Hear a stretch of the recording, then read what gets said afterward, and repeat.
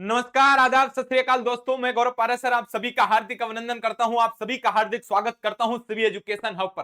तो प्यारे विद्यार्थियों, यदि आप आरपीएससी की फर्स्ट ग्रेड और सेकंड ग्रेड शिक्षक भर्ती परीक्षाओं की तैयारी कर रहे हैं तो याद रखना प्यारे विद्यार्थियों, 2025 में आरपीएससी ने जो परीक्षाओं का जो प्रश्नों का लेवल है, जो पैटर्न है, वो थोड़ा सा चेंज कर दिया है। और यदि उस पैटर्न के आधार पर आपने नहीं पढ़ा तो प्यारे विद्यार्थियों, यह कहना गलत नहीं होगा कि प्यारे साथियों, सफलता आपसे कोसों दूर चली जाएगी। जी हां प्यारे साथियों, सही सुना आपने। इसलिए सही समय पर, सही मौके पर जो आपने तैयारी करी है, बस अब अंतिम समय है उसमें धार देने का और अपनी दिशा को थोड़ा सा बदलने का प्यारे विद्यार्थियों। क्योंकि आरपीएससी है जो कि हर बार नई भर्ती में आपके किस तरह के प्रश्नों को पूछ रही है, लगातार आपके ऐसे टॉपिक्स जहां से प्रश्न बन रहे हैं उनकी चर्चा हम इस वीडियो में करने वाले हैं। तो सबसे पहले जितने भी विद्यार्थी मुझे देख रहे हैं, एक बार सबका हार्दिक अभिनंदन है, सबका हार्दिक स्वागत है मेरे भाई। आ जाइए और याद रखना, हम पढ़ रहे हैं आरपीएससी फर्स्ट और सेकंड ग्रेड के लिए प्यारे विद्यार्थियों। जो फर्स्ट पेपर होता है, जीके जीएस का पेपर होता है, उसकी चर्चा करने वाले हैं। चलिए, सबसे पहले आप सभी को पता है ये सीरीज चल रही है ये कैप्सूल्स बुक है अरिहंत पब्लिकेशन की, इनको हम आपको पढ़ा रहे हैं और इनमें से आपके प्यारे साथियों प्रश्न बन रहे हैं। ये हमने लेटेस्ट तैयार करवाई है अरिहंत पब्लिकेशन की तरफ से, ये अभी लेटेस्ट तैयार करी है क्योंकि जो फर्स्ट ग्रेड के पेपर हुए उनमें प्यारे विद्यार्थियों लेवल देखा, उसके आधार पर आपके ये प्रश्न पत्र हैं, ये आपकी जो बुकलेट है ये तैयार की गई है। इसलिए घबराइए मत, संपूर्ण आपका पेपर फर्स्ट इसमें होने वाला है, जरा याद रखना। और प्यारे साथियों, राजस्थान का इतिहास हम आपको पढ़ाने वाले हैं, हम आपको बताएंगे कि किस तरह से टू द पॉइंट इसमें दिया हुआ है। कल की क्लास में हमने आपको बताया प्यारे विद्यार्थियों, घटियाला शिलालेख बता दिए शिलालेखों के बारे में। इसके बाद टू द पॉइंट चल रहा है, देखो प्रमुख सिक्कों से आजकल आरपीएससी प्रश्न पूछ रहा है, इनकी चर्चा कर ली। साहित्यिक स्रोतों से आजकल प्रश्न बन रहे हैं, आपके वेली साहित्य, प्राकृतिक भाषा, प्रालेखीय स्रोत, इनकी चर्चा कर ली। आपकी जो प्राचीन सभ्यताएं हैं उनमें सबसे इंपॉर्टेंट है कालीबंगा, आहड़ हो गई, गणेश्वर हो गई, बैराट सभ्यता हो गई, इनसे आपके प्रश्न बन रहे हैं। इसके बाद आपके जो राजवंश हैं, उन राजवंशों को कितना ही पढ़ लो मेरे भाई, ये राजवंश आपको याद नहीं होंगे, लेकिन आरपीएससी कहता है कि गधे की तरह मेहनत मत करो, स्मार्ट मेहनत करो। ये स्मार्ट मेहनत ही मुझे पसंद है। इसलिए प्यारे विद्यार्थियों, आपके सामने ये जो पेज है, ये बुक का पेज है, डायरेक्ट पढ़ो ना यार, टू द पॉइंट पढ़ो ना डायरेक्ट। किस शासक ने मंडोर को राजधानी बनाया, बिल्कुल टू द पॉइंट आपके प्रश्न उठ के आएंगे। यदि ये याद कर लिए तो एक भी प्रश्न बाहर नहीं जाएगा, गारंटी है। इसलिए प्यारे साथियों, पढ़ो उतना जो सटीक हो, प्रमाणिक हो, जो याद हो सके। वे फालतू के एक राजा में 5 पेज आपने पढ़ लिए, याद आपको 4 लाइन नहीं है तो उसके बजाय तो 4 लाइन ही पढ़ो, कम से कम याद तो रहेगी। बस याद रखना प्यारे विद्यार्थियों, ऐसी सोच जिस दिन मेरे प्यारे साथियों आपकी हो जाएगी, तब आपको याद रखना सफलता मिलना निश्चित है। क्योंकि पढ़ते तो सब हैं, लेकिन याद उन्हीं को रहता है जो सीमित पढ़ते हैं, लिमिटेड पढ़ते हैं, एग्जाम ओरिएंटेड पढ़ते हैं। आपका प्यारे विद्यार्थियों आरपीएससी किस तरह के प्रश्न पूछ रहा है, उन टॉपिक्स को ज्यादा पढ़ते हैं, बस वही हमने इस बुक्स में दिया है, कैप्सूल बुक्स में, उसी के माध्यम से हम आपको पढ़ाया। कल की क्लास में भीनमाल के गुर्जर प्रतिहार शासक भी आपको पढ़ा दिए गए, जिनमें नागवट हो गया, आपके नागवट फर्स्ट प्रथम, महिपाल फर्स्ट हो गया, कुकुस हो गया, बस्तराज, मिहिर भोज, महेंद्रपाल फर्स्ट हो चुके थे। इसके बाद अजमेर के चौहानों की बात कर रहे थे प्यारे विद्यार्थियों, कि अजमेर के चौहानों की हमने चर्चा कर ली थी कि किन्होंने इन्हें ब्राह्मण वंशीय माना है, किसने विदेशी माना है, किसने चंद्र वंशीय माना है। चौहानों का विभाजन है, संस्थापक वासुदेव को माना जाता है, अजमेर के चौहानों के अजय राज्य को, नाडोल के चौहानों का संस्थापक है वो लक्ष्मण सिंह कहलाता है। ये सब की चर्चाएं कल की क्लास में कर दी थी। तो जो विद्यार्थी हमसे आज पहली बार जुड़े हैं उनको बता देते हैं कि सिवी एजुकेशन हब यूट्यूब चैनल के प्लेलिस्ट में जाइए और वहां जाने के बाद हमने एक प्लेलिस्ट बना दी है। यूट्यूब चैनल के प्लेलिस्ट में हमने आपको अलग से एक प्लेलिस्ट रेडी करवा दी है अरिहंत के नाम से। वहां जाकर के प्यारे विद्यार्थियों, ये कैप्सूल बुक हैं, ये हमने आपसे वादा किया कि 2025 में सितंबर में आपकी जो सेकंड ग्रेड की एग्जाम्स होने जा रही हैं उससे पहले फर्स्ट पेपर कंप्लीट करवाएंगे और टू द पॉइंट करवाएंगे, एग्जाम ओरिएंटेड करवाएंगे। और यहां से देख लेना 80 से 90% प्रश्न आपके सीधे उठ के आने वाले हैं। 1 घंटे में एक बुकलेट आप आसानी से पढ़ सकते हो, इस तरह से हम आपको पढ़ाने वाले हैं। चलिए, कल की क्लास में आपको मेवाड़ पढ़ा दिया था और मेवाड़ के बाद आज हम रणथंभौर की चर्चा करेंगे कि रणथंभौर की चर्चा कर लेते हैं। सबसे पहले चलिए, रणथंभौर से प्रश्न आएगा ही आएगा, चाहे कुछ भी हो जाए, कान खोल के सुन लो। आरपीएससी फर्स्ट ग्रेड और सेकंड ग्रेड का सबसे फेवरेट टॉपिक माना जाता है रणथंभौर के चौहान। और यहां से प्रश्न आएगा, मतलब आएगा, कान खोल के सुन लेना। चलिए मेरे भाई, अब आपको कौन कौन सी बातें याद रखनी है, सबसे पहले जरा याद रखना, किसी को नहीं दिख रहा हो तो थोड़ा सा भैया जूम कर लेना, है ना, किसी प्रकार की कोई टेंशन मत लेना, आपको सब कुछ यहां पर दिखाई दे जाएगा, है ना। चलिए मेरे भाई, अब आराम से दिख रहा होगा, किसी को किसी प्रकार की कोई दिक्कत आए भैया तो क्वालिटी बढ़ा लेना। अब पढ़ते हैं थोड़ी देर, ताकि आपको पता लगे कि प्रश्न कैसे बनेंगे। देखो, रणथंभौर के प्रमुख चौहान शासक हैं, जिनमें गोविंदराज, बल्लभ, प्रहलादन, वीर नारायण, बागभट्ट, जत्र सिंह और हम्मीरदेव चौहान हो गए। अब गुरुजी, इन सबसे ज्यादा प्रश्न आरपीएससी किससे पूछता है, एक बार आप हमें बता दो। याद रखना मेरे भाई, आरपीएससी का फेवरेट जो शासक है रणथंभौर के चौहानों में, वो है आपके जत्र सिंह और हम्मीरदेव चौहान। पुनः कह देता हूं, रणथंभौर से प्रश्न आएगा तो इन दोनों से आएगा, जत्र सिंह से और हम्मीरदेव चौहान से। ये बात कान खोल के सुन लेना। आगे चलिए, चौहानों की रणथंभौर शाखा का प्रवर्तक है वो गोविंदराज था। आपसे कोई पूछे, ये चौहान शासक तो है, लेकिन इन चौहान शासकों का प्यारे विद्यार्थियों प्रवर्तक कौन है? याद रखना, इनके प्रवर्तक कौन है? इनके प्रवर्तक हैं प्यारे विद्यार्थियों, कौन से राज हैं? गोविंद राज हैं। ये गोविंद राज आपको याद रखना पड़ेगा, यानी इनका प्रवर्तक है वो गोविंद राज है। इतनी बातें आपको याद रखनी है। चलो ठीक है, गोविंद राज हमने याद कर लिया। 1194 ईस्वी में एक कुतुबुद्दीन ऐबक आए और इनकी सहायता से रणथंभौर में चौहान राज्य की नींव रखी गई। याद रखना, किसकी सहायता से रखी गई है? पुनः सुन लेना मेरे प्यारे विद्यार्थियों, रणथंभौर में चौहान शासकों की नींव रखी है और रणथंभौर के शासक बागभट्ट और हम्मीर का दिल्ली सल्तनत के विरुद्ध प्रतिरोध हुआ। और प्यारे साथियों, बागभट्ट के पिता वीर नारायण के समय इल्तुतमिश का रणथंभौर पर क्या होता है? आक्रमण होता है। ये इल्तुतमिश है, ये सबसे पहले रणथंभौर पर आक्रमण करते हैं। हम्मीर ने जीवन में 17 युद्ध लड़े। मैंने आपको कहा था डायरेक्ट एग्जाम ओरिएंटेड पढ़ना है, हम्मीरदेव चौहान को ही पढ़ना है, क्योंकि प्रश्न यहीं से बनेगा। तो हम्मीरदेव चौहान ने अपने जीवन काल में 17 युद्ध लड़े हैं, लेकिन इतने वीर थे हम्मीर कि 17 युद्धों में से 16 युद्धों को जीत गए। क्या बात कर रहे हो? ये तो मैं बताऊंगा कि राजस्थान है, ये वीरों की भूमि है, और इस वीरों की भूमि में यदि छल को हटा दिया जाए, अपनों के द्वारा या धोखेबाजी को हटा दिया जाए, छल को हटा दिया जाए, तो प्यारे साथियों पूरे भारत का इतिहास आज कुछ और होता। यहां मैं आपको बताऊंगा किस तरह से छल किया जाता है जो 17वें युद्ध को हारते हैं, वरना जत्र सिंह एक भी युद्ध को नहीं हारते। चलते हैं, आखिर बात करते हैं। 16 युद्धों को लगातार जीतते हैं, लेकिन अपने अंतिम 17वें युद्ध में एक के मतलब अलाउद्दीन खिलजी के खिलाफ युद्ध में वे वीर गति को प्राप्त हो जाते हैं और हम्मीर चौहान की 1290 में दिल्ली सुल्तान जलालुद्दीन खिलजी की सेना के साथ प्रथम बार मुठभेड़ हुई। यानी प्यारे विद्यार्थियों, पहले जेके आया, जेके यानी जलालुद्दीन खिलजी। प्यारे विद्यार्थियों याद रखना, जेके के बाद कौन आया? एके आया। जेके ने रणथंभौर को घेर लिया, घेरने के बाद 6 महीने तक कुछ नहीं मिला, और कुछ नहीं मिला प्यारे विद्यार्थियों, तो उसको पता लगा कि रणथंभौर है, रणथंभौर के अंदर सारी सुविधाएं हैं, जलाशय भी है, खेती भी है, यहाँ के लोग नहीं आएंगे। तो जेके के द्वारा, जलालुद्दीन खिलजी के द्वारा एक स्टेटमेंट दिया जाएगा, और स्टेटमेंट कौन सा है जल्दी से मुझे कमेंट करके बता दीजिए, जो बार बार आपकी आरपीएससी परीक्षाओं में प्रश्न पूछती है। ये 3-4 स्टेटमेंट लास्ट में बताऊंगा, सुनते रहना। चलिए, जलालुद्दीन खिलजी 1290 ईस्वी में झाइन के दुर्ग पर आक्रमण करता है। ये झाइन का दुर्ग क्या है गुरुजी? याद रखना प्यारे विद्यार्थियों, रणथंभौर के दुर्ग को जीतने से पहले आपको ये झाइन का दुर्ग जीतना पड़ेगा, इसलिए आरपीएससी प्रश्न पूछती है रणथंभौर दुर्ग की कुंजी किसे कहा जाता है? तो झाइन दुर्ग को कहा जाता है। याद है आपको? याद रखना प्यारे विद्यार्थियों, ऐसे ही मेवाड़ क्षेत्र की मैं बात कर लेता हूं। मेवाड़ में भी कहा जाता है, जल्दी से बता दो कुंजी, जल्दी से बता दो, इनसे प्रश्न बनेगा। तो जेके ने 1290 ईस्वी में झाइन के दुर्ग पर आक्रमण किया, और आक्रमण करने के दौरान चौहान सेनापति थे गुरुदास सैनी वीर गति को प्राप्त हो गए। जलालुद्दीन का 1292 में पुनः आपका रणथंभौर पर आक्रमण किया। और प्यारे विद्यार्थियों, चूंकि ये दुर्ग जीतने के बाद जलालुद्दीन के समस्त प्रयास असफल हो गए, याद रखना, यानी जलालुद्दीन खिलजी रणथंभौर को जीत पाने में असफल हो गया, ये बात याद रखना। बाद में आते हैं एक के मतलब अलाउद्दीन खिलजी, और अलाउद्दीन खिलजी 1301 ईस्वी में रणथंभौर पर आक्रमण करता है। और आक्रमण करने का कारण क्या है?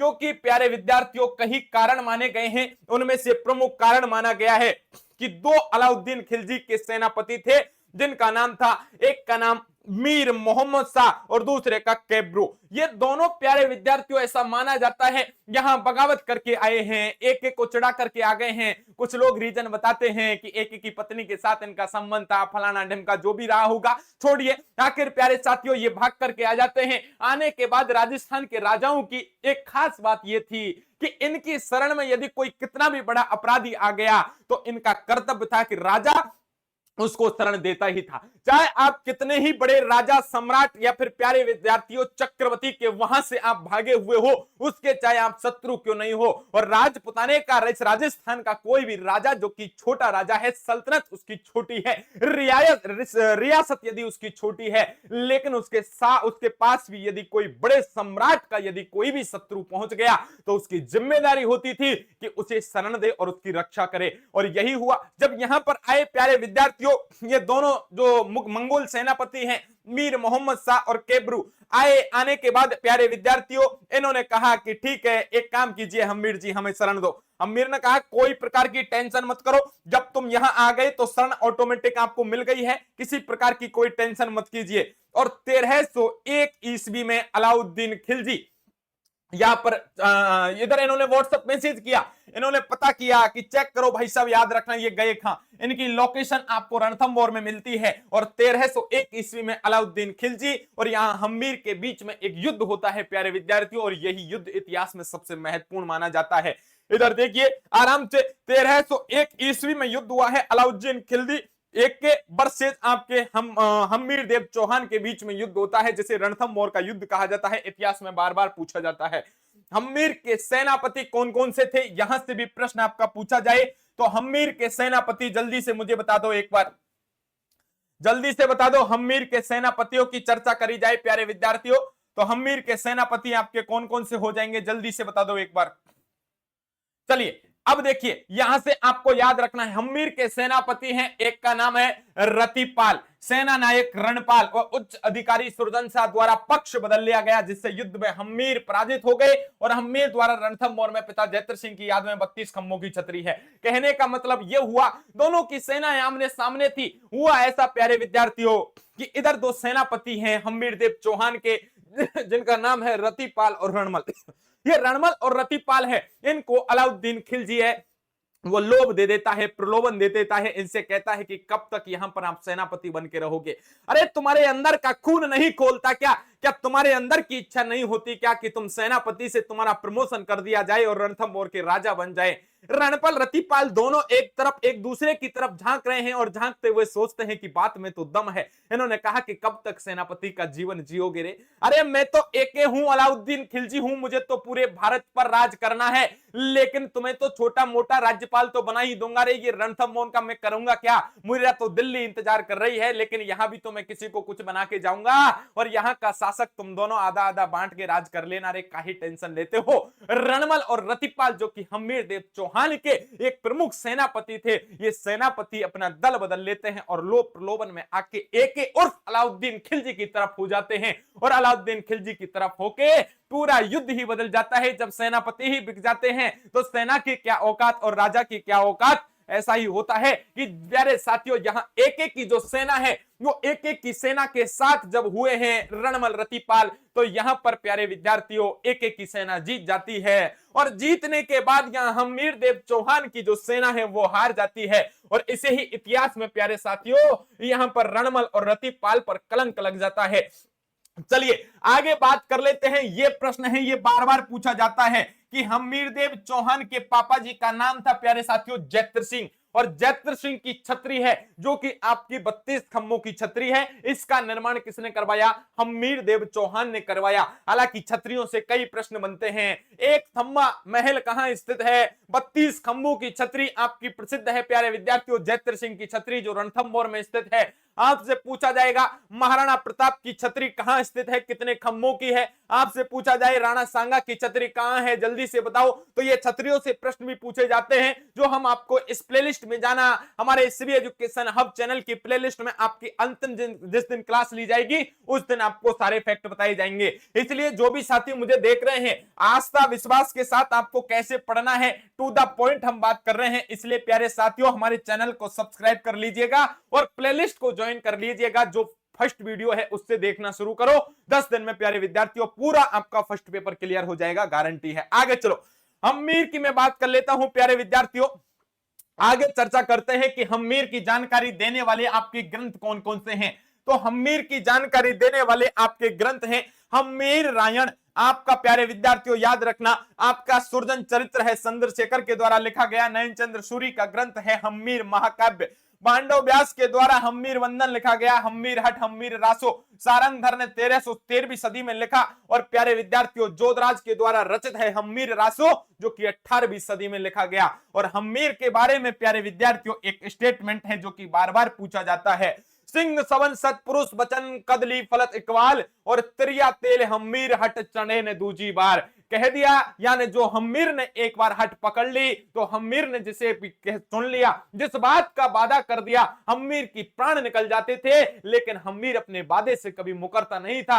हम्मीर ने जो सोच लिया वो करके रहता था। हम्मीर हठी आदमी था, जिद्दी आदमी था। प्यारे विद्यार्थियों जीवन में चाहे कोई भी काम दोबारा हो सकता था, लेकिन हम्मीर ने जिसको अपना वादा कर दिया उस वादे को निभाता था हमेशा। और ऐसा ही हुआ। रणमल रतिपाल जब सेनापति आए तो उनसे प्रॉमिस कर दिया कि तुम घबराइए मत, अब तुम मेरे राज्य में हो, साम्राज्य में हो, इस पूरे भारत का सम्राट आ जाए, चक्रवर्ती आ जाए, तो भी प्यारे साथियों तुम्हारे ऊपर आंच नहीं आने दूंगा।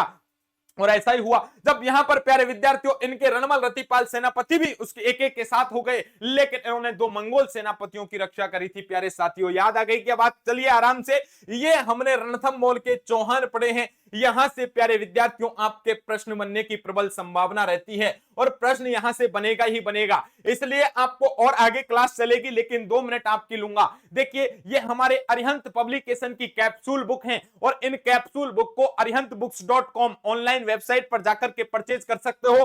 किसी भी बुक डिपो पर राजस्थान में जाइए और वहां आप कह दीजिए कि अरिहंत पब्लिकेशन के कैप्सूल मुझे चाहिए फर्स्ट ग्रेड सेकंड ग्रेड के, तो ये टू द पॉइंट आपकी बातें हैं। यहां से आप पिछले विगत परीक्षाओं के 2025 में आरपीएससी ने जितने भी पेपर लिए हैं उन सब के प्रश्नों को देख लीजिए, उस आधार पर इनको तैयार किया गया है। या आप 2026 में भी सेकंड ग्रेड की तैयारी करना चाहते हैं तो इनको पास जरूर मंगवा लेना, क्योंकि सारे प्रश्न आपको इसमें मिलेंगे।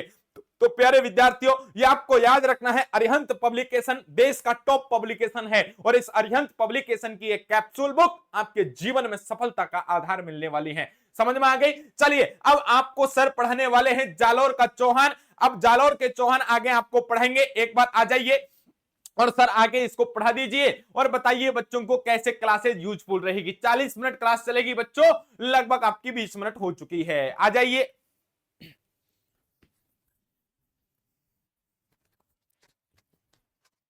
बहुत बेहतरीन तरीके से सर आपको पढ़ा रहे थे और राजस्थान के इतिहास में गौरव सर का कोई सानी नहीं है, उसी तरीके से जिस तरीके से बुक्स के मामले में अरिहंत का कोई जवाब नहीं है। चलिए तो जालोर के चौहान वंश के बारे में आपको देखिए कितनी सबसे अच्छी बात मुझे इस किताब की ये लगी है कि बस इतना पढ़ लो, इसको बार बार घोट लो, काम हो जाएगा। अनावश्यक इधर उधर की बात मत कर, तू सिर्फ इतना बता काफिला कहाँ लूटा था। ठीक है, तो जालोर के चौहान वंश का संस्थापक कौन था?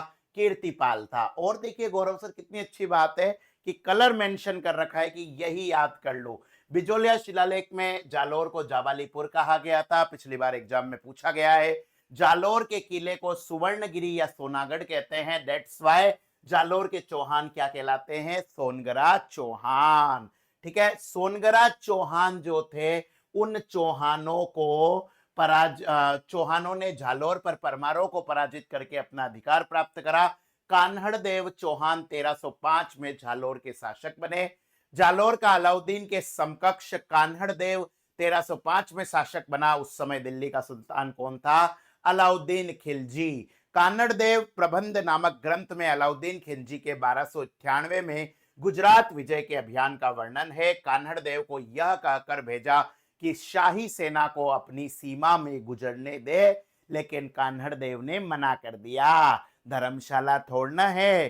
ठीक है, सोचो मुगल बादशाह, सोचो उस समय जो हिंदुस्तान का शहंशाह है वो कह रहा है कि हमारी सेना को अपनी बाउंड्री में घुसने दो। इन्होंने कहा नो एंट्री। ठीक है, फरिश्ता के अनुसार 1305 ईस्वी में एन उल मुल्क मुल्तानी ने कान्हड़ देव को अलाउद्दीन से संधि करने के नियत कह दिया। अब इसके बाद में एक प्रेम कहानी भी चलती है।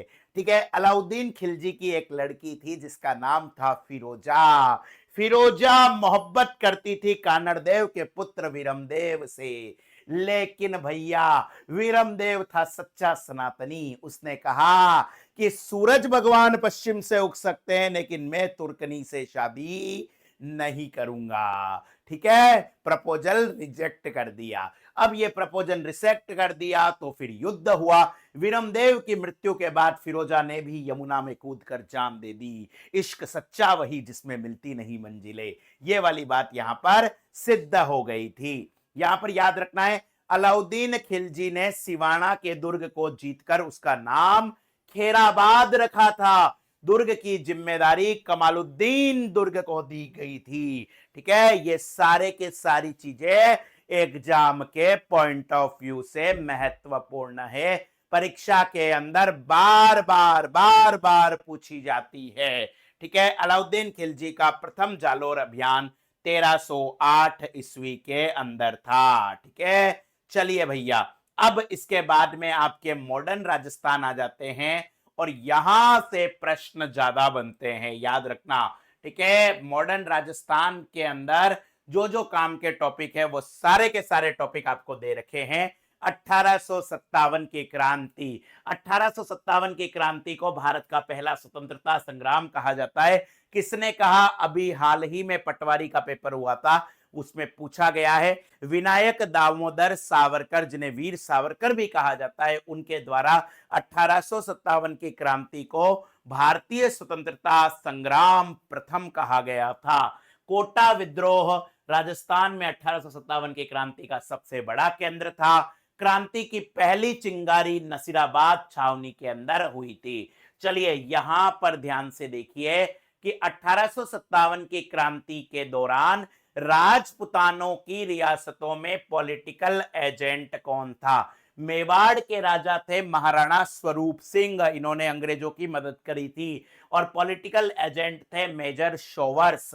जयपुर के राजा थे सवाई राम सिंह द्वितीय, पॉलिटिकल एजेंट थे कर्णन ईडन। ठीक है, इसके बाद मारवाड़ के राजा थे तख्त सिंह, मैक मौसन यहाँ के पॉलिटिकल एजेंट थे। कोटा के भी राम सिंह सेकंड थे लेकिन ये महाराजा थे। ठीक है, जयपुर वाले सवाई थे, कंफ्यूज मत होना। मिस्टर बर्टन पॉलिटिकल एजेंट थे।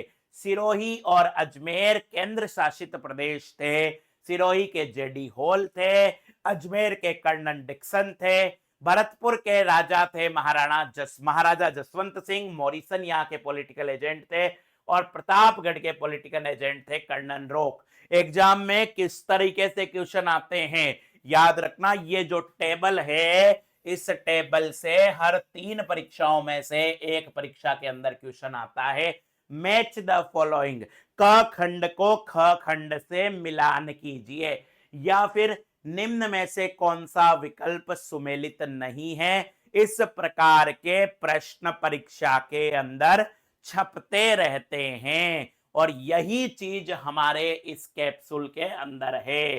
परीक्षा से पहले यह कैप्सूल आपको पढ़ना ही होगा अगर आप चाहते हैं कि जीके की वजह से आपका सिलेक्शन ना रुके।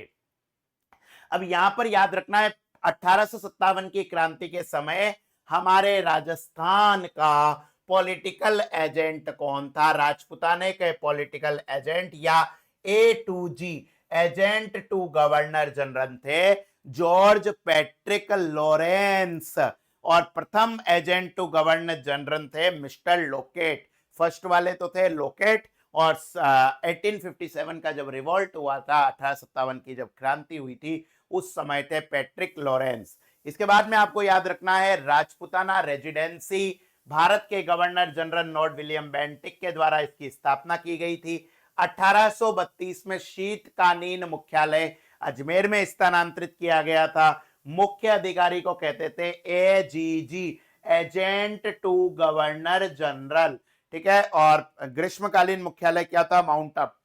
ठीक है, गर्मियों में आबू चल जाते थे, मौसम बढ़िया हो जाता था। सर्दियों में आबू में ठंड लगती थी तो कहाँ आ जाते थे? अजमेर के अंदर आ जाते थे। ठीक है, याद रखना। अब इसके अंदर दो ब्रिगेड है, दो सैनिक ब्रिगेड है जहां से प्रश्न पूछे जाते हैं। ठीक है, याद रखना। सबसे पहले तो शेखावाटी ब्रिगेड। शेखावाटी ब्रिगेड की स्थापना कहां की गई, कब की गई थी? 1835 के अंदर।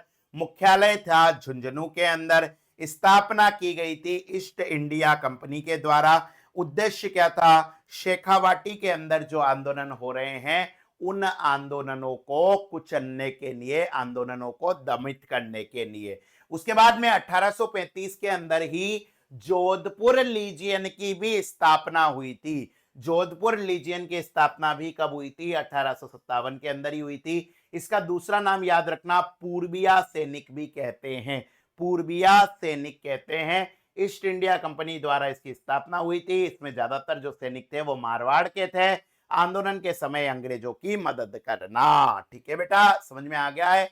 चलिए आगे चलते हैं। राजस्थान के प्रमुख जनजाति आंदोलन। अब देखिए ये जनजाति आंदोलन कितना इंपॉर्टेंट टॉपिक है। अब ये बहुत बड़ा टॉपिक है, यहां से बच्चे कंफ्यूज होते हैं, सर क्या पढ़े क्या छोड़े। लेकिन आपकी प्रॉब्लम को सॉल्व करने की जिम्मेदारी किसकी है? अरिहंत पब्लिकेशन की है। बस इतना पढ़ लो, काम हो जाएगा। सीधी बात, नो बकवास के सिद्धांत पर यह किताबें लिखी गई है।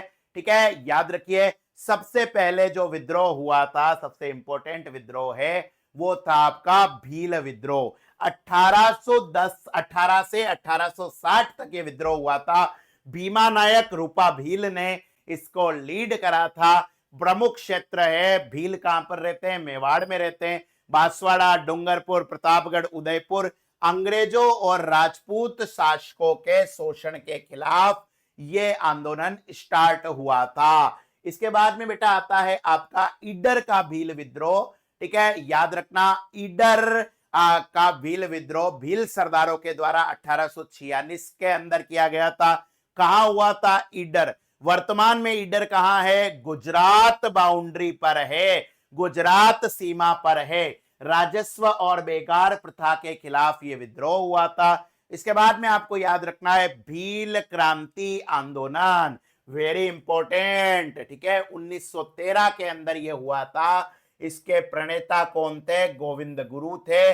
मानगढ़, बांसवाड़ा, डूंगरपुर सीमा पर यह हुआ था। सामाजिक धार्मिक सुधार, शिक्षा व शराबबंदी। यहां पर आपको याद रखना है 17 नवंबर 1913 को मानगढ़ नरसंहार हुआ था, जिसे राजस्थान का जलियांवाला कहा जाता है। ठीक है, मैं यहां पर गोविंद गुरु को ने संप सभा संगठन बनाकर भीलों को संगठित करा था। ठीक है, अंग्रेज अधिकारियों ने बिना किसी इंफॉर्मेशन के गोलियां चला दी, जिससे बहुत सारे भील पुरुष महिलाएं प्राणों से हाथ धो बैठे। ठीक है, इसके बाद में बेगाना आंदोलन 1921 में मोतीलाल तेजावत।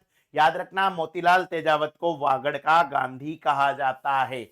मेवाड़ वागड़ क्षेत्र में भूमि सुधार और शोषण समाप्ति की मांग करके बांसवाड़ा डूंगरपुर के अंदर आदिवासी आंदोलन 1920 से 1930 में मोतीलाल तेजावत के द्वारा वागड़ क्षेत्र में चलाया गया। ईडर मानगढ़ से प्रेरित सामाजिक आर्थिक सुधार के लिए। इसके बाद में आता है मेव किसान आंदोलन। अलवर भरतपुर के अंदर यह हुआ था 1932 से 1934 की अवधि में। स्थानीय मेव नेताओं के द्वारा मेवात क्षेत्र के अंदर यह आंदोलन किया गया। इसका उद्देश्य क्या था? जमींदारी शोषण और उच्च करों का विरोध करना। इसके बाद में आता है गढ़वालिया किसान आंदोलन 1940 का दशक था।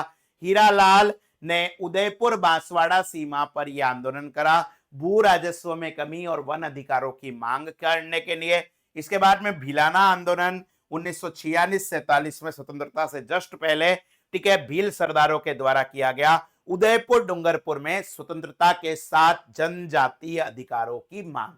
देखिए मैं हट जाता हूं, आप चाहो तो स्क्रीनशॉट भी ले सकते हो, बहुत इंपॉर्टेंट टॉपिक है। और इस किताब की ये जो आपकी कैप्सूल किताब है ना, इसकी खासियत ये है टेबल फॉर्म में है, चार्ट फॉर्म में। अब एग्जाम से पहले सपोज करो आप पहला भील आंदोलन ही पढ़ रहे हो 3 पेज का, ठीक है, नो डाउट वहां पर कंटेंट ज्यादा है, अच्छा है, सब कुछ है, लेकिन भैया इतना टाइम भी तो होना चाहिए। और मैं बार बार ये कहता हूं, पढ़ तो आपने बहुत कुछ लिया, पर पढ़ी हुई चीजों को अगर रिवाइज नहीं कर पाए तो भैया गलत बात हो जाएगी। इसलिए पढ़ने से ज्यादा, अंकुर पारिक सर हमेशा से एक बात कहते हैं, याद रख लेना मेरी बात, पढ़ने से ज्यादा आपका रिवीजन जरूरी है। और रिवीजन के लिए आपका समर्पित है संस्थान शिवी एजुकेशन हब, और साथ साथ में आपका अरिहंत। आपके लिए बहुत शानदार शानदार सेकंड ग्रेड के लिए अभी स्पेशली क्लासेस चल रही है। अगर आप चाहते हैं करंट अफेयर, वो भी थ्योरी वाइज, ठीक है, एमसीक्यू का करंट अफेयर भी करवाऊंगा लेकिन थ्योरी वाइज चल रहा है। अगर आप चाहते हैं करंट अफेयर की स्पेशल क्लास देना तो रोज रात को 10 बजे मैं अंकुर पारिक आपके लिए क्लास लेकर आता हूं। इस क्लास के अंदर आप आइए। अगर आप चाहते हैं कि लास्ट के बचे हुए टाइम में रिवीजन बहुत शानदार तरीके से हो जाए तो ये कैप्सूल आप परचेज कर सकते हैं। कैप्सूल कहां से खरीदेंगे? arihantbooks.com पर, या फिर आप अपने नजदीकी बुक स्टोर से ले सकते हैं। अमेजन, फ्लिपकार्ट पे भी ये बुक्स अवेलेबल है। ठीक है, देखिए सारी इंफॉर्मेशन आपको दे दी। इसके अलावा भी कोई दिक्कत आती है तो आप इसी वीडियो चैनल में कमेंट करके कह सकते हैं कि सर बुक नहीं मिल रही है। ठीक है, कमेंट कर सकते हैं आप। हमारे हेल्पलाइन नंबर पर भी फोन कर सकते हैं बुक रिगार्डिंग, कंटेंट रिगार्डिंग कोई भी प्रॉब्लम हो तो। ठीक है, बस आपको पढ़ना है, पढ़ना है, पढ़ना है, पढ़ना है। पढ़ाई ही एकमात्र हथियार है जो आपको रेस में बाकियों से आगे ले जा सकती है। चलिए भैया, जनजाति आंदोलन के बाद में आगे हम पढ़ते हैं आपके राजस्थान के प्रमुख किसान आंदोलन। अब देखिए कितनी शानदार तरीके से ये आपके किसान आंदोलन भी यहां पर एक ही पेज के अंदर बता दिए। ठीक है, एक ही पेज के अंदर किसान आंदोलन भी सारे के सारे हो गए हैं। चलिए, सबसे पहला किसान आंदोलन है बेगू किसान आंदोलन। 1921 से 23 तक चला था। ठीक है, विजय सिंह पथिक, माणिक्यलाल वर्मा यहाँ के प्रमुख नेता थे। चित्तौड़ के अंदर बेगूस जगह पड़ती है, वहां पर अत्यधिक लगान, बेगार और अन्य करों के विरोध में ये बेगू किसान आंदोलन किया गया था। चलिए, इसके बाद में आता है बिजोलिया किसान आंदोलन। ठीक है, सबसे बड़ा आंदोलन चला था ये। तो ठीक है, बिजोलिया किसान आंदोलन पूरे 44 ईयर चला था, 44 वर्षों तक चला था। विजय सिंह पथिक, माणिक्यलाल वर्मा, मेहता भाई के द्वारा लिया गया था, आंदोलन चलाया गया। बिजोलिया क्षेत्र जो कि भीलवाड़ा चित्तौड़गढ़ में आता है, ऊंचे लगान, बेगार और 86 प्रकार के करों के खिलाफ सबसे लंबा किसान आंदोलन ये माना जाता है। आगे है पारलाम किसान आंदोलन 1922 के अंदर। विजय सिंह पथिक, जमनालाल बजाज इसके प्रमुख नेता थे। पारलाम कहां पर पड़ता है? पाली के अंदर पड़ता है। लगान वृद्धि और बेगार प्रथा समाप्त करने की मांग के साथ में ये पारलाम किसान आंदोलन प्रारंभ हुआ था। इसके बाद में आता है आपके बेगाना किसान आंदोलन। बेगाना किसान आंदोलन 1921 में मोतीलाल तेजावत, बांसवाड़ा, डूंगरपुर, वागड़ क्षेत्र में भूमिपतियों के शोषण और अधिक लगान के खिलाफ। याद रखना, ये जनजाति आंदोलन भी था और किसान आंदोलन भी था। इसके बाद में आता है करौली आंदोलन 1938 के अंदर। विजय सिंह पथिक ने इस आंदोलन को लीड करा था। ठीक है, करौली के क्षेत्र के अंदर कर वृद्धि, बेगार प्रथा और अन्य अत्याचारों के विरोध में यह आंदोलन प्रारंभ किया गया था। ठीक है, ध्यान रखना। इसके बाद में अलवर किसान आंदोलन 1921 में। बालू में स्थानीय किसान नेता थे। अलवर के अंदर जमींदारों के अत्याचार और भारी करों के विरोध में यह आंदोलन प्रारंभ किया था। देन आपके आता है भीलवाड़ा किसान आंदोलन 1931 से 32 में। विजय सिंह पथिक, हरिबाऊ उपाध्याय। ठीक है, भीलवाड़ा के अंदर जमींदारों द्वारा शोषण और भारी कराधान का विरोध किया था। ठीक है, चलिए ये चार्ट में एक बार जल्दी जल्दी बता रहा हूं, उसके बाद में एक एक चीज वापस डिटेल से भी देखेंगे, कतई घबराने की जरूरत नहीं है। इसके बाद में आता है आपका सीकर किसान आंदोलन। ठीक है, 1934 से 35 में रामचरण बालूजी के द्वारा सीकर क्षेत्र में ठिकानेदारों द्वारा अत्यधिक कर और बेगार के खिलाफ। उसके बाद में तिजारा किसान आंदोलन। मास्टर अभय सिंह कहां पर था? तिजारा में। क्यों था? करों और बेगार प्रथा के विरोध में।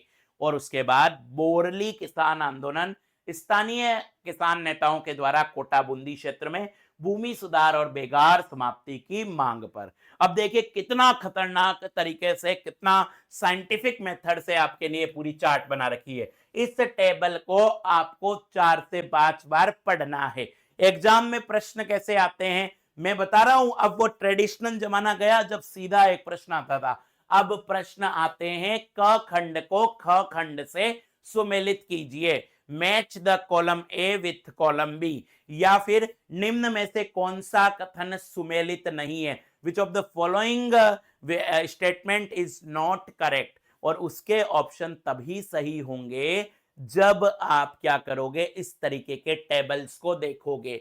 ठीक है, एक एक किसान आंदोलन के अंदर नेता कौन कौन है ये यहां पर दे रखा है, किस एरिया के हैं, क्या रीजन है। ठीक है, अब आपको ग्रंथ पढ़ने की आवश्यकता नहीं है। याद रखिए आप जीके के पेपर की तैयारी कर रहे हैं, ठीक है, आपको आपका सब्जेक्ट भी करना है, मेन पेपर भी पढ़ना है, तो इसलिए जो हम बता रहे हैं, जैसे बता रहे हैं वैसे आप कर लीजिए। ठीक है, चलिए आगे चलते हैं प्यारे साथियों। अब एक टॉपिक जो बहुत इंपॉर्टेंट है, जहां से प्रश्न आना ही आना है, उसका नाम है राजस्थान का एकीकरण, इंटीग्रेशन ऑफ राजस्थान। लिखकर ले लो, अगर इतिहास से सिर्फ एक ही क्वेश्चन आएगा तो वो इस टॉपिक से आएगा। ठीक है, मतलब ये ऐसा पेज है, इस एक पेज से आपकी परीक्षा के अंदर एक प्रश्न आएगा ही आएगा। ठीक है, आपको पता है भारत के बाकी राज्यों के जैसा अपना राजस्थान नहीं था, छोटी छोटी रियासतें थी। ठीक है, इन रियासतों के अंदर अंग्रेजों ने जाते जाते अपना फेवरेट गेम एक बार फिर खेल दिया। अंग्रेजों का फेवरेट गेम क्या है? डिवाइड एंड रूल, फूट डालो और राज करो। उन्हें कह दिया आप चाहो तो भारत में जुड़ सकते हो, आप चाहो तो पाकिस्तान में जुड़ सकते हो, and if you want you can remain free, आप चाहो तो आजाद रह सकते हो। मतलब जहां आज भारत और पाकिस्तान है, अंग्रेज लोग, शाणे लोग क्या चाह रहे थे, यहां पर 550 से ज्यादा देश हो। लेकिन वो भूल गए हमारे देश में भी एक आयरन मैन था, सरदार वल्लभ भाई पटेल, जिनके प्रयासों से इन सारे राजा रजवाड़ों को साम दाम दंड भेद नीति से एक किया गया। चलिए याद रखिए, तत्कालीन राजपूताना की विभिन्न रियासतों को मिलकर एक एकीकृत राज्य का निर्माण किया गया। एकीकरण का श्रेय जाता है सरदार वल्लभ भाई पटेल को। ठीक है, एकीकरण की जो प्रक्रिया थी वो कितने चरणों में हुई? 7 चरण में। कई बार पूछा गया है एकीकरण में कितना टाइम लगा था? 8 साल 7 महीने 14 दिन, 8 ईयर 7 मंथ एंड 14 डेज। सबसे पहले 18 मार्च 1948 को पहली स्टेप के अंदर मत्स्य संघ का गठन हुआ। ठीक है, एकीकरण के अंदर पहला चरण क्या था? मत्स्य संघ, ABCD, अलवर, भरतपुर, करौली और धौलपुर, ये 4 राज्य मिलकर, ठीक है, एक मत्स्य संघ बना था। और 1 नवंबर 1956 को अजमेर मेरवाड़ा मिला था। ठीक है, और अन्य छोटे राज्यों के साथ एकीकरण पूरा हुआ।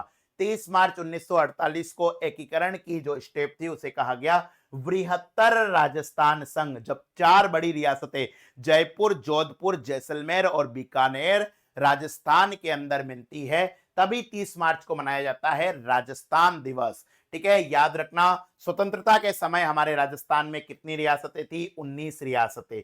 कितने ठिकाने थे? 3। केंद्र शासित प्रदेश कितने थे? 1। कौन सा केंद्र शासित प्रदेश था? अजमेर मेरवाड़ा। ठीक है, याद रख लेना। और इन्हें एक सूत्र में पिरोकर एक सुदृढ़ प्रशासनिक इकाई राजपूताने का निर्माण किया गया। अब इसके अंदर देखो, मैं आपको कहता हूं, भले ही आप हिस्ट्री पढ़ रहे हो, आपको हर टॉपिक के साथ करंट अफेयर पढ़ना होगा। अब देखिए, कैप्सूल बनाने वाले ऑथर्स का मैं धन्यवाद अर्पित करूंगा, अरिहंत पब्लिकेशन को मैं सैल्यूट करूंगा कि इस कैप्सूल के अंदर भी इन्होंने करंट को समावेशित कर दिया है। राजस्थान सरकार ने 24 मार्च 2025 को घोषणा करी कि राजस्थान दिवस हिंदू पंचांग के अनुसार चैत्र शुक्ल प्रतिपदा को, ठीक है, मनाया जाएगा। यानी कि राजस्थान दिवस जो अभी तक 30 मार्च को मनाया जाता था, वो अब चैत्र शुक्ल प्रतिपदा को मनाया जाएगा। चैत्र शुक्ल प्रतिपदा क्या होती है बेटा? ठीक है, कल्चर की किताब के अंदर गौरव सर आपको बताएंगे कि जब हमारा हिंदू नववर्ष चालू होता है उसका पहला दिन होता है, जैसे 1 जनवरी होता है ना हैप्पी न्यू ईयर, वैसे भारतीय नववर्ष चालू होता है चैत्र शुक्ल प्रतिपदा को। लेकिन इस बार तो क्या हो गया, 2025 के अंदर तो 30 मार्च और चैत्र शुक्ल प्रतिपदा एक ही दिन आई, इसलिए कोई दिक्कत नहीं हुई। लेकिन भैया अगले साल से वक्त बदल जाएंगे, जज्बात बदल जाएंगे, इसलिए ये करंट का फैक्ट भी आपको याद रखना है। ठीक है, राजस्थान के एकीकरण को ढंग से पढ़ लेना।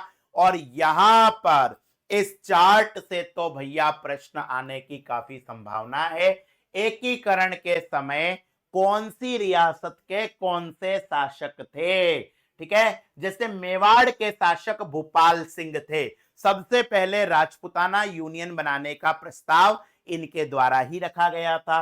मारवाड़ के शासक थे हनुमंत सिंह।